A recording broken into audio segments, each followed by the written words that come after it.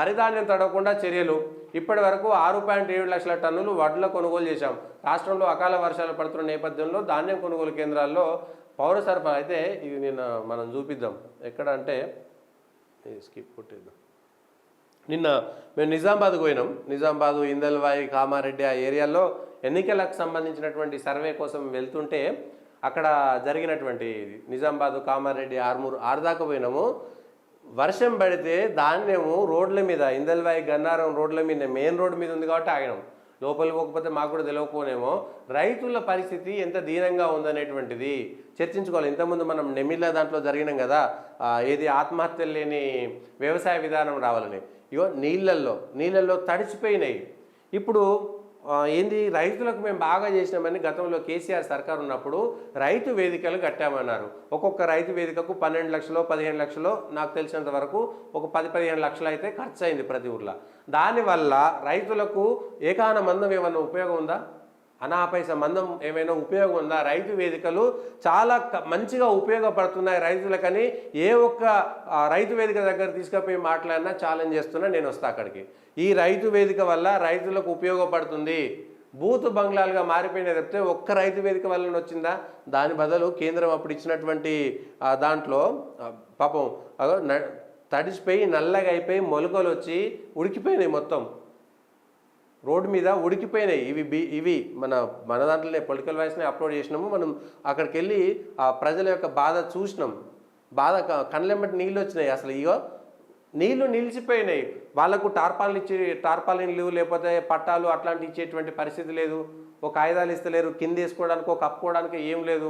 ఆ ఐకేపీ కేంద్రాలు, పిఎస్సిఎస్ కేంద్రాలు ఆ లారీలు వచ్చేదాకా రోడ్డు మీద వచ్చి 4 రోజులు 5 రోజులు, ఒక్కొక్కరు 10-11 రోజులు వచ్చినా కూడా కాంటా కాకపోతే 11 రోజులు వర్షాన్ని ఎవరు ఆపుతారు? పోసినట్టుగా కొనుగోలు ఎందుకు జరుగుతలేదు?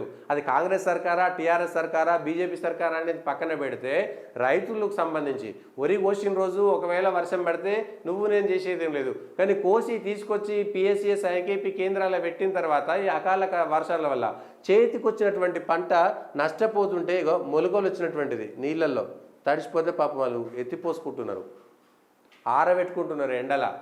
ఏం చేయలేనటువంటి పరిస్థితి. ఇప్పుడు కొనేటోడు దిక్కులేడు. ఎవరు కొనాలి? తడిసినటువంటి ధాన్యాన్ని ఎవరు కొనాలి? వాళ్ళ పరిస్థితి ఏంది ఇప్పుడు దానికి సంబంధించిన దాంట్లో? ఇది వ్యవసాయానికి సంబంధించినటువంటి నెమిల గ్రామ ప్రజలు పెట్టినటువంటి బోర్డు తప్పు కాదు.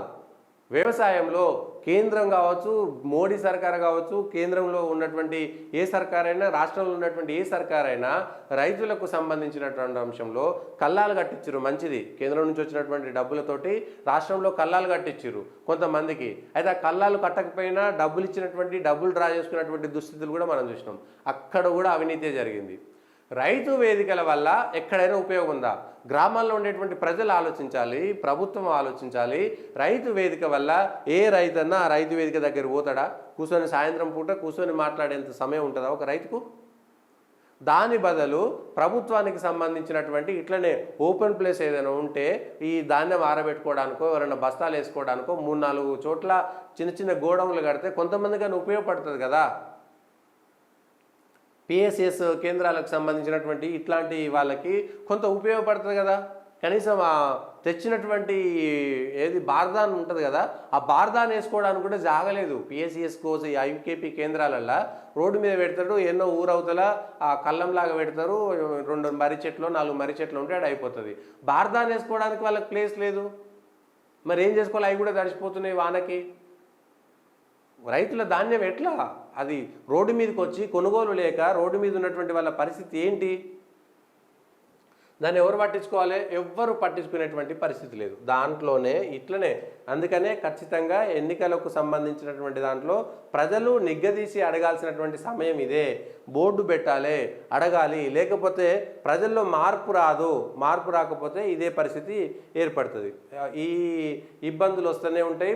ఖచ్చితంగా ప్రజలు ఈ విషయంలో ఆలోచించాలి. ఎవరైనా సరే, ఏ పార్టీ అధికారంలో ఉన్నా సరే, రైతులకు సంబంధించినటువంటి దాంట్లోనే